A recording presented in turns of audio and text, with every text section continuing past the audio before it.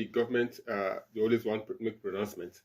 Don't forget the GMD, sorry for going back to GMD, has said that market forces will determine. And now, I don't know if Tunji Bello knows that it's market forces that is determining this, because there's fuel subsidy, high cost of fuel, high cost of transport, bad roads, poor access road. So are you going to subsidize those things for the... I'm not saying roads. The toll, illegal toll point. Exactly. These are the work he should do. And traders union, traders association in the market. The other, you pay in hundreds of thousands to these illegal tolls. That's what he should deal with. But let's welcome Dr. Linus. A reform or realign. You said in the US there are 75 subsidy, and which it is impacted. People feel the impact of these subsidies. Fertilizer, the farmers, the whatever subsidy.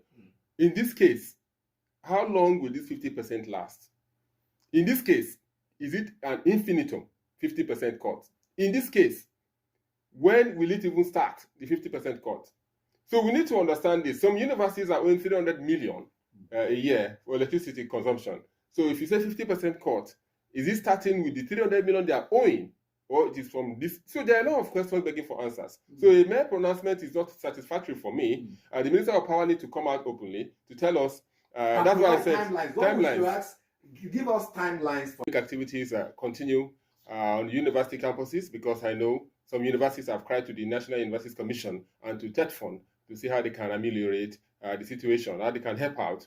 You remember that electricity issue caused a protest in Uniben, where the students protested and said they would go on strike because of the non-existence or non-availability of electricity. And we have said here, yes, government is saying 50%, and what are the universities doing? They are research institutes. I will not relent in saying that there are three functions of a university: learning, research, and community service. And so the research aspect of it, they need to research deeply how you can assist government in supplying electricity. However, Amici, this move by government has come under strong condemnation also, because some people have said that you are robbing Peter to pay Paul. Why did you, ab initio, remove fuel subsidy to cause the havoc? Why did you increase the electricity tariff? And now you're coming from the back to pronounce. The Minister of State for Health just pronounced at a function in Kaduna. We have not seen any paper in that direction. We have not heard the Minister of Power. Minister of Power is working on the modalities. Is working, Amici. This is Nigeria. I'm sorry to say, this is Nigeria. We are very interesting people. You remember here where I made a comment about the GMD of NNPC, and you cautioned me not to use those lines of phrases over the start of production in Port Harcourt University Petrochemical Refinery at the end of August, beginning of August, or middle of August. Now we are to the 30th of August, and we have not heard anything about Port Harcourt Refinery. This is Nigeria. And the minister made that pronouncement to calm nerves. And we want to see the paper and see the implementation. I cried here on Monday, last week, that I paid for electricity tariff, and I saw my name in Band A. And I asked why. And you're a big man now. And I asked why. And they said it's all over Abuja, everywhere in Abuja. And I stay in a rural community. My place is tapped rural. I stay in a rural community.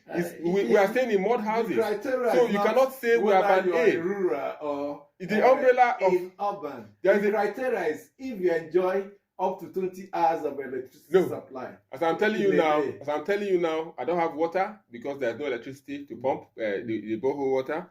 Since yesterday, since 12 noon yesterday. You're using borehole, you supplied yourself your water. I drilled a local a well where they put a surface, this pumping machine. And since 12 noon yesterday, there's no light. And I didn't get fuel to buy less than 900 naira black market to use my generator. And even if I use my generator, it will break down because the power is too small to carry that. So that is poverty staring us in the face. That's me talking to you. And there is 1,000,001 persons in this category. So we are saying, government, are you robbing Peter to pay Paul? And how sincere are you in these pronouncements? Until it is actualized, I don't think the teaching hospitals and the universities should be celebrating. Well, who says our president does not listen? He does. All we need to do is to continue to shout on top of our voices so that the